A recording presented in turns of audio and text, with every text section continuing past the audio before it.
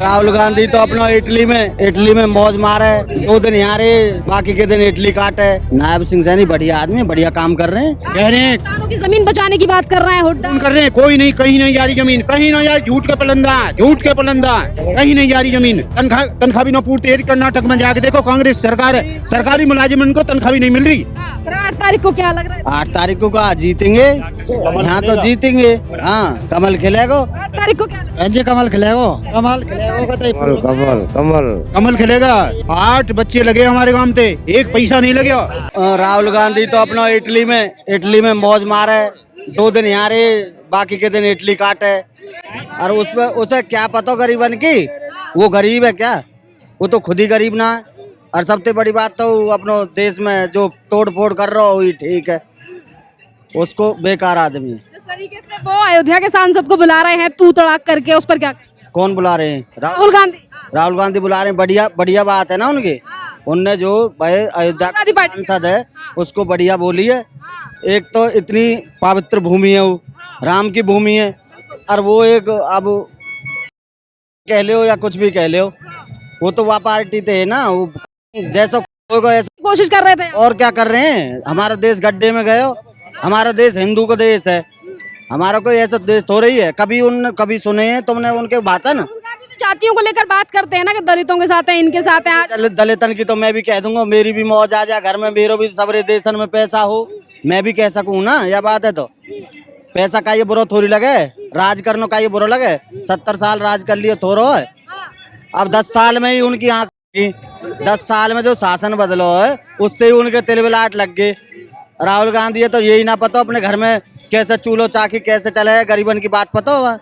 कुछ नहीं पता। अपने से बड़े उम्र के विधायकों को तू करके बुलाया। मैडम जी, जब वो देश के प्रधानमंत्री है, उन्हें ही ना पहचान रहे, जब वो राम ही ना पहचान रहे, तो फिर वे हमारे दलितर वाके लगे, कुछ भी ना लगे कोई भी। ऐसे नेताओं पर भरोसा करेगी जनता? मैडम जी, हम क्या करेंगे भरोसा?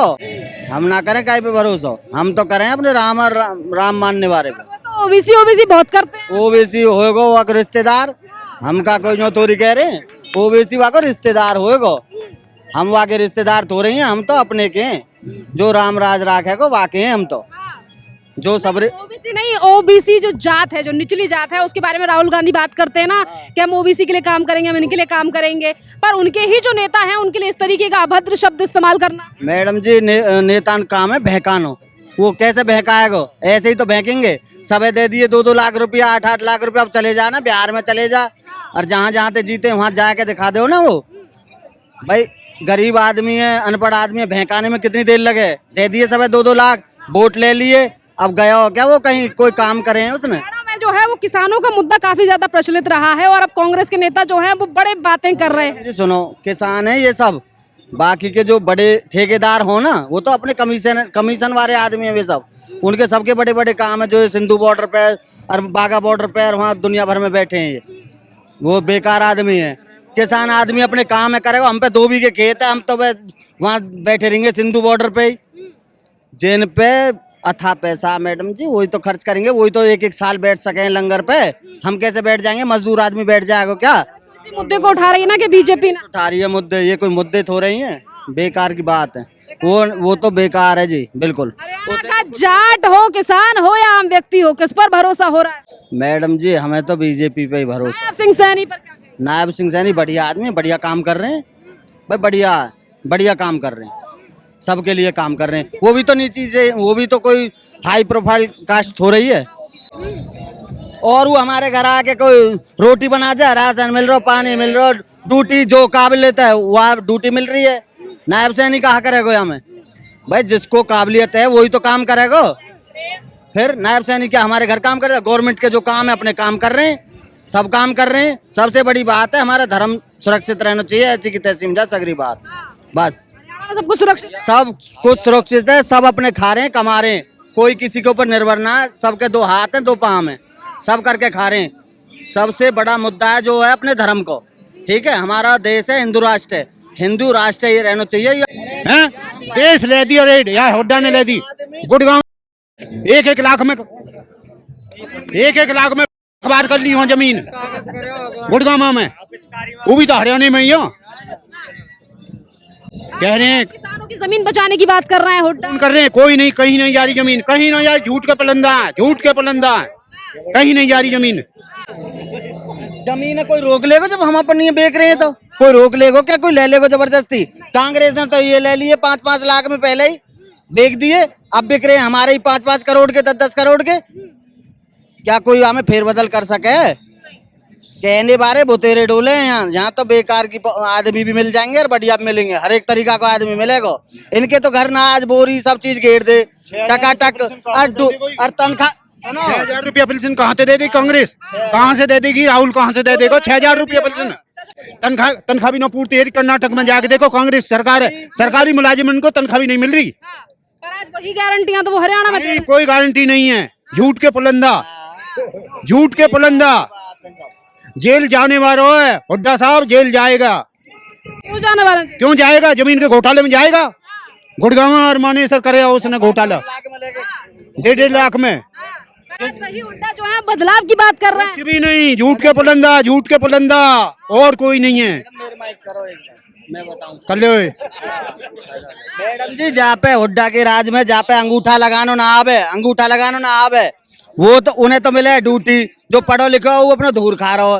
अब ऐसे चाहिए जो ज्वार वहाँ पकड़ ला, तू कंडक्टरी कर लेगो, टिकट फाड़ देगो, ऐसे चाहिए। अब जो पढ़ लिख रहा हो बालक उसे मिलनी चाहिए या वो मिलनी चाहिए? आपको उनके नेता कह रहे हैं ना कि हमारे को वोट जो देगा उसे। उनके नेता तो सब डीसी लगा देंगे आते ही, चाहे वैकेंसी है या ना है, वो तो सबे लगा देंगे। तो हमें भी लगवा लो ना, पहले हम चल रहे हैं, हम भी उनकी जय जय कर देंगे। एक तरफ खर्ची पर्ची है, दूसरी तरफ स्ट्रगल से। जो क्या मैडम जी, स्पष्ट बात ये है, जो अपनी काबिलियत से लग रहा है सबसे अच्छी बात है वो, किसी गरीब को सही, दलित को सही, अमीर को सही, गरीब को सही।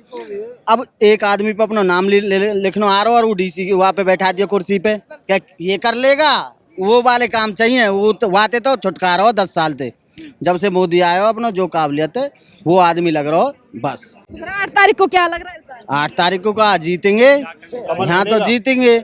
हाँ, कमल खिलेगा। 8 तारीख को क्या लग रहा है? जी कमल खिलेगो, कमल है। कमल खिलेगो क्या लग रहा है? कमल खिलेगा। 8 बच्चे लगे हमारे गांव में, एक पैसा नहीं लगे, एक पैसा नहीं लगे। होशियार ये गरीब के 5 बालक तो गरीब के हैं और 3 बालक हैं बड़ी जाति के, हिंदू जाट के। हाँ, तो मतलब सब सही तरीके से। पैसा थे लगे, बगैर पैसा थे, हाँ, ईमानदारी से। ईमानदारी से, हाँ, ईमानदारी से तो इस बार ये तमाम चीजें काम आ रही हैं, काम आ रही हैं, जनता देख रही है। देख रही है। 8 तारीख को, 8 तारीख कमल खिलेगा। 8 तारीख को, कमल का फूल 8 तारीख को। 8 तारीख को कमल खिलेगा जी, कमल पूरी मजबूती के साथ। मनोज जी, जिस तरीके से राहुल गांधी अपने से बड़े नेताओं को तू तड़ाक कर इस समय पर बोल रहे हैं, वो एक नेता प्रतिपक्ष है, और जिस तरीके की वो टिप्पणी कर रहे हैं अवधेश प्रसाद को लेकर, इस पर क्या कहेंगे? नेता दोनों ही एक गठबंधन के हैं, पर इस तरीके से नीचा दिखाना राहुल गांधी के द्वारा। देखिए, राहुल गांधी और एनडीए गठबंधन जिस तरह से बना है वो भानुमति का कुनबा है, कहीं की ईंट कहीं का रोड़ा, भानुमति ने कुनबा जोड़ा और इनमें कोई तालमेल था भी नहीं पहले। आप देखिए, दिल्ली के अंदर ये लोग कहते हैं कि हम आपके हैं कौन, पंजाब में यहाँ दिल्ली में कहते हैं कि हमारा तुम्हारा नाता नहीं है, पंजाब में कहते हैं कि हम आपके हैं कौन।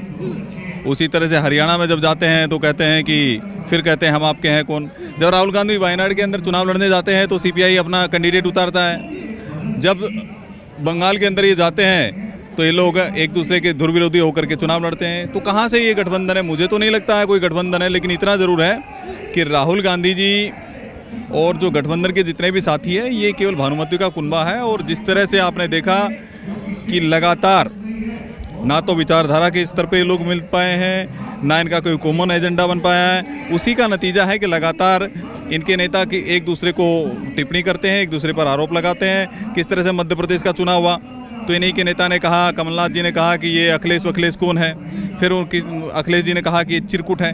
तो किस तरह की भाषा का प्रयोग करते हैं पूरे देश ने देखा है। पर अभी भी राहुल गांधी जहां ओबीसी समाज की लगातार बातें करते हैं, कई बार ऐसे बयान भी सामने आए हैं जब राहुल गांधी ओबीसी समाज के नेताओं का ही जो है वो अनादर करते हैं। देखो, क्या ये राहुल गांधी की असली मंशा है ओबीसियों के प्रति? देखो, कांग्रेस पार्टी के डीएनए में ही ओबीसी समाज, एससी समाज और एसटी समाज का विरोध रहा है। आप देखिए, इनके परनाना चच्चा नेहरू जी किस तरह से काका कालेलकर की जब रिपोर्ट आई तो उस समय इन्होंने कहा कि 2M दर्जे के लोग हैं, हम इनको आरक्षण नहीं दे सकते हैं। काका कालेलकर की रिपोर्ट को उन्होंने नकारने का काम किया। उसी तरह से किस तरह से 1980 से 89 तक ओबीसी आयोग जो मंडल आयोग की रिपोर्ट थी उस पर कुंडली मार करके इनकी दादी श्रीमती इंदिरा गांधी जी और उनके पिताश्री राजीव गांधी जी, उनके पापा दोनों कुंडली मार करके बैठे रहे। और उसके बाद में 6 दिसंबर 1990 का उनका एक भाषण है, सबसे लंबा भाषण है। उसमें उन्होंने किस तरह से कहा है कि ये जातियों को जातियों से लड़ाने की कार्रवाई की गई है जब मंडल आयोग की रिपोर्ट लागू हुई। और उन्होंने क्या कहा कि ये इडियट है, बुद्धू है, इनको आरक्षण देने की आवश्यकता नहीं है। और लगातार देखिए भारतीय जनता पार्टी ओबीसीओं के हितों में, एससी और एसटी समाज के हितों में काम करती जा रही है। पहली महिला एसटी समाज की हमने देने का काम किया। ओबीसी समाज के व्यक्ति को, किसान के पुत्र को हमने उपराष्ट्रपति बनाने का काम किया। माननीय नरेंद्र मोदी जी स्वयं एक ओबीसी समाज से आते हैं। आप बाबूलाल गौड़ को देखिए, मध्य प्रदेश में हमने किस तरह से ओबीसी समाज के व्यक्ति को हमने मुख्यमंत्री बनाया था, मोहन यादव को मुख्यमंत्री बनाया।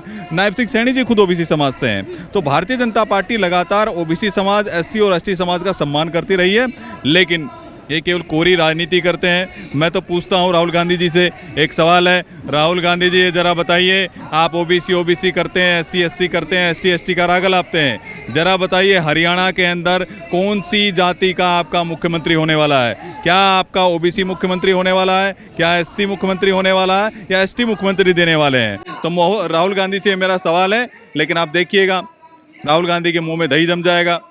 ओबीसी का राग तो अलापते हैं, एससी का राग तो अलापते हैं, लेकिन अधिकार देने की बात नहीं करते हैं। किस तरह से शैलजा कुमारी को अपमानित किया जाता है। अभी कल आपने देखा भारत जोड़ो ये यात्रा के अंदर किस तरह से सभी लोगों के हाथ तो मिलवाए, लेकिन क्या मैं पूछता हूं, हाथ मिलवाने से क्या उनका मन मिल जाएगा, क्या उनका दिल मिल जाएगा? इसी तरह से याद कीजिए आप मध्य प्रदेश के अंदर ज्योतिराज सिंधिया जी का, दिग्विजय सिंह का और कमलनाथ जी का हाथ मिलवाए थे, तो क्या हासिल हुआ? छत्तीसगढ़ में देखिए टीएस सिंहदेव और भूपेश बघेल के भी हाथ मिलवाए थे, क्या हासिल हुआ वहां पर? और राजस्थान के अंदर सचिन पायलट और अशोक गहलोत जी के भी हाथ मिलवाए थे, लेकिन दिल नहीं मिला पाए और ना मन मिला पाए। तो ये साफ साफ दिखाता है किस तरह से कांग्रेस पार्टी के अंदर अंदरूनी कलह है, और ये हरियाणा के अंदर भी साफ साफ दिखाई दे रहा है। पर हरियाणा की अगर हम बात करें तो कांग्रेस से लेकर राहुल गांधी लगातार किसानों से लेकर जाट और आम व्यक्तियों की हालात सुधारने के जो है वो लगातार वादे देते हैं। देखो, हालात तो सुधारने के वादे करते हैं, लेकिन किसके हालात सुधारने की बात करते हैं? वो अपने जीजा जी के हालात सुधारने की बात करते हैं। और इस बार तो देखिए क्या हुआ। इस बार तो आप देखिए उनके जो प्रत्याशी है बहुत सारे, वो कह रहे हैं पहले हम अपना भला करेंगे। राहुल गांधी ने अपने जीजा का भला किया, तो इनके प्रत्याशी कह रहे हैं पहले हम अपने लोगों को, अपने जीजा साला भाई भतीजे का भला करने वाले हैं, उसके बाद जनता की चिंता करने वाले हैं। और किस हालात की सुधारने की बात करते हैं? इन्होंने कहा था कि हम किस तरह से हिमाचल के अंदर, कर्नाटक में हम फ्री वीज का उन्होंने नारा दिया और कहा कि देखिए 300 यूनिट फ्री देंगे, कोई 1 यूनिट फ्री नहीं मिल रही है वहाँ पर। इन्होंने कहा कि हम 5 लाख वहाँ रोजगार देंगे। अरे रोजगार तो छोड़िए, जिनके पास रोजगार था उनको सैलरी नहीं देने के लिए तैयार है ये लोग। इन्होंने कहा कि हम वहाँ पर मुफ्त बिजली देने का काम करेंगे। वो बिजली तो मुफ्त नहीं दी गई, लेकिन उनके मीटर का काम किया जा रहा है। और किस तरह से हिमाचल के अंदर लोगों को सैलरी तक नहीं दी जा रही है, तो किस तरह का मॉडल देना चाहते हैं? तो ये झूठ फरेब और भ्रम की राजनीति अभी हरियाणा में नहीं चलने वाली है। और जिस तरीके से जहां जहां कांग्रेस की सरकारें हैं वहां की स्थिति जो है वो हरियाणा के सामने है, तो फिर 5 तारीख को क्या रहने वाला है? क्या पलवल की जनता इन स्थितियों को देखकर भरोसा करने वाली है कांग्रेस पर या बीजेपी की गारंटी? देखिए, भारतीय जनता पार्टी जो संकल्प लेती है वो सीधे तक पहुंचाती है। और भारतीय जनता पार्टी 370 का विषय हो, चाहे राम मंदिर का विषय हो, ट्रिपल तलाक का विषय हो, लोगों को 80 करोड़ लोगों को अन्न देने का विषय हो, 500 में सिलेंडर देने का विषय हो, और महिलाओं, माताओं, बहनों को सम्मान देने का विषय हो, किसानों को एमएसपी देने का विषय हो। 24 फसलों पर हम एमएसपी देने का काम कर रहे हैं, लेकिन उनकी गारंटी क्या है? राहुल गांधी की गारंटी। राहुल गांधी की गारंटी मैं गिनाता हूँ। भ्रष्टाचार की गारंटी है, किस तरह से हिमाचल में भ्रष्टाचार हो रहा है। दिवालियेपन की गारंटी है, किस तरह से वहां पर हो रहा है। और किसानों की आत्महत्या की गारंटी है, किस तरह कर्नाटक में 1200 किसानों ने आत्महत्या की है। लगातार ऐसी झूठी गारंटियां देते हैं जो अभी टिकने वाली नहीं है। और यहाँ की जनता बहुत जागरूक है। हरियाणा में भारतीय जनता पार्टी प्रचंड बहुमत के साथ में। नायब सिंह सैनी को लेकर क्या? नायब सिंह सैनी एक ऐसे सरल और सहज व्यक्ति हैं जो जमीन से निकले हुए कार्यकर्ता है। और नायब सिंह सैनी जैसे मुख्यमंत्री को जैसे भाजपा ने मौका दिया है, तो साफ साफ दिखाता है कि भारतीय जनता पार्टी परिवारवाद में विश्वास नहीं रखती है, तुष्टीकरण की राजनीति नहीं करती है। भारतीय जनता पार्टी एक आम जनमानस से निकला हुआ गरीब का बच्चा भी भारतीय जनता पार्टी में मुख्यमंत्री बन सकता है। लेकिन इनके यहाँ वो भूपेंद्र जी का बेटा दीपेंद्र ही मुख्यमंत्री की रेस में रहेगा, सोनिया जी का मुन्ना, राहुल गांधी ही आगे बढ़ेगा। तो ये भारतीय जनता पार्टी और कांग्रेस पार्टी में बेसिक डिफरेंस है। भारतीय जनता पार्टी का कैडर मजबूत है और कैडर का व्यक्ति लगातार शीर्ष पदों तक जाता है। तो मैं ये कहना चाहूँगा कि भारतीय जनता पार्टी से तुलना करना बेईमानी है। एक रात है तो एक दिन है।